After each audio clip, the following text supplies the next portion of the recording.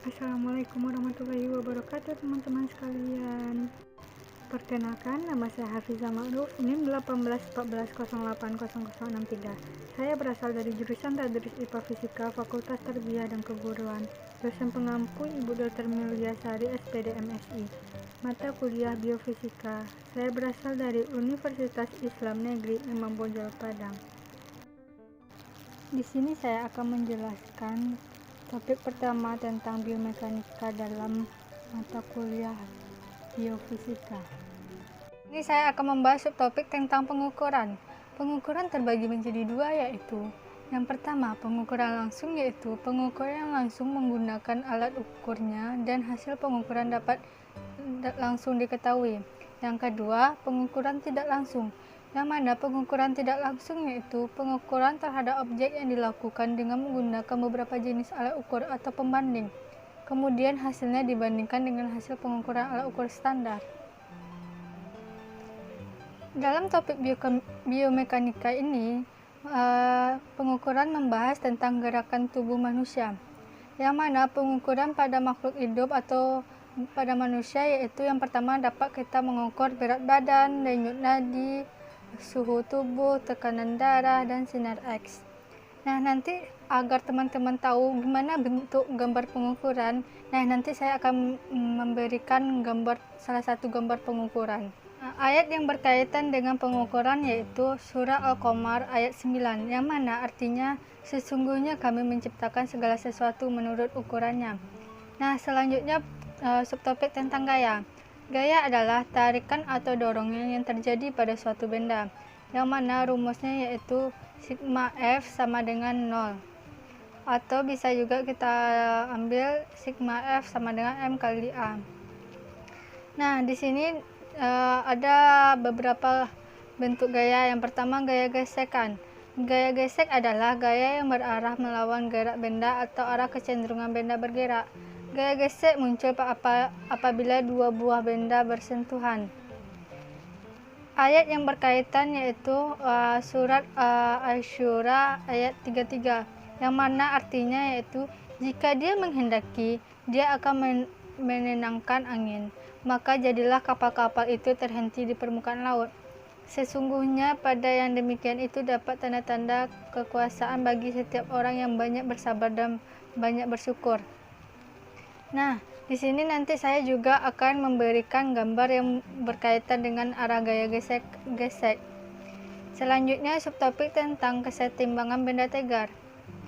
Benda tegar adalah suatu benda yang bentuknya tidak berubah saat diberi gaya dari luar. Keseimbangan benda tegar adalah kondisi di mana momentum suatu benda bernilai 0. Artinya, jika awalnya suatu benda diam, benda tersebut akan cenderung untuk diam. Ayat yang berkaitan dengan benda tegar yang berkaitan dengan kesetimbangan benda tegar tadi yaitu surah Al-Muluk ayat 3, yang artinya yang menciptakan 7 langit berlapis-lapis, tidak akan kamu lihat sesuatu yang tidak seimbang pada ciptaan Tuhan yang Maha Pengasih. Maka lihat sekali lagi, adakah kamu lihat sesuatu yang cacat? Selanjutnya subtopik tentang momentum. Momentum merupakan besaran vektor. Suatu momentum selalu melibatkan sedikitnya dua benda. Secara matematis, rumusnya adalah sebagai berikut. P sama dengan M kali V. Nanti saya akan melampirkan rumus yang berkaitan dengan momentum tersebut. Sedangkan impuls adalah hasil kali gaya impulsif rata-rata atau F dan selang waktu singkat delta T selama gaya impuls bekerja. Contohnya dapat kita ambil yaitu pada saat seorang membawa mobil dan tiba-tiba mobil ngerem mendadak, maka dia akan terdorong ke depan. Itu terjadi karena momentum yang jumlahnya tetap. Nah, nanti saya akan melihatkan gambar contoh terjadinya momentum tadi. Contoh gambar yang terjadinya pada momentum tadi. Ayat yang berkaitan yaitu surah Al-Jathiyah ayat 22. Selanjutnya subtopik tentang energi. Energi tidak dapat diciptakan dan dimusnahkan, yang mana hukum kekekalan energi merupakan hukum yang menyatakan bahwa energi itu kekal dan tidak dapat berubah sepanjang waktu, memiliki nilai yang sama. baik sebelum sesuatu terjadi maupun sesudah. Energi dapat diubah bentuknya, tapi besarnya akan selalu sama. Nah, di sini saya akan melihatkan juga gambar yang berkaitan dengan energi tersebut. Nah, selanjutnya subtopik tentang pesawat sederhana.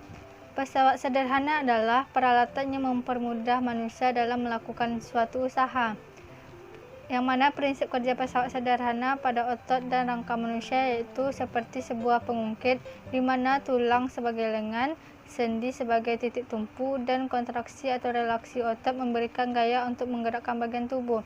Nah, nanti saya juga akan melihatkan contoh gambarnya yang berkaitan dengan pesawat sederhana tadi. Selanjutnya subtopik tentang elastisitas pada serang laba-laba. Elastis berarti bersifat lentur. Jaring laba-laba tersebut dari benang-benang kerangka, penahan beban, dan benang-benang spiral penangkap perlapisan zat perekat yang diletakkan di atasnya, serta benang-benang pengikat yang menyatukan kesemuanya. Selain kuat, benang-benang yang membentuk jaring laba-laba juga elastis. Ayat yang berkaitan di sini yaitu surah Al-Rahman ayat 7.